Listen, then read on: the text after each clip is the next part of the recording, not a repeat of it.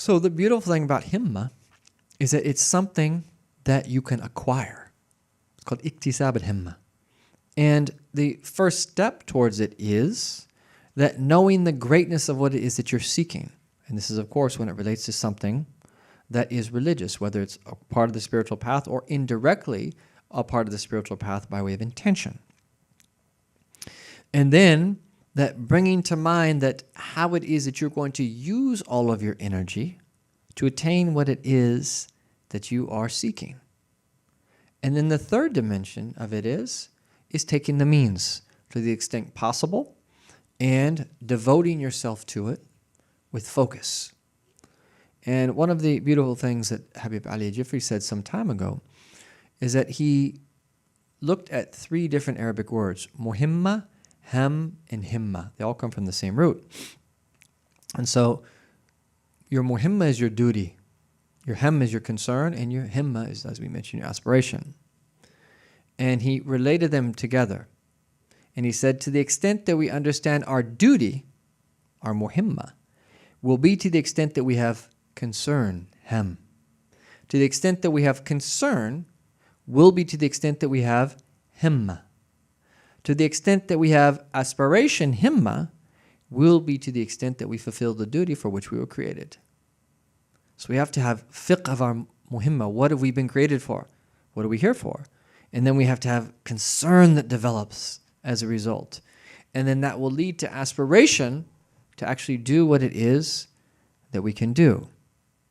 Now, one of the other thing that's really important that we're going to talk about himma here before we transition into the meaning of the aphorism is that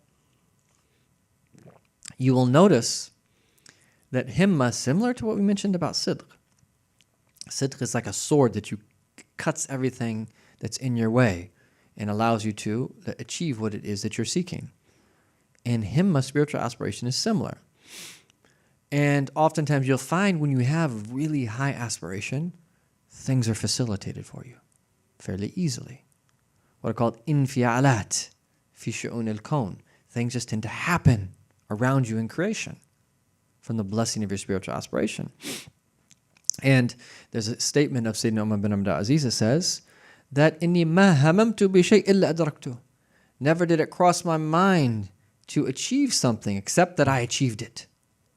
Hatta inni hamamtu bil khilafah wa niltaha. To the extent that it crossed my mind to that become a caliph and that I achieved this. But then Sayyidina Umar bin Abdul Aziz realized, and he died very early, that there was something much greater than this.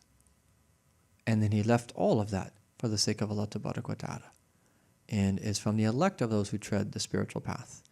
That's why he's the 6th rightly guided caliph. Usually we say 5, but the 5th was Sayyidina Hassan. The 6th is that Sayyidina Umar bin Abdul Aziz.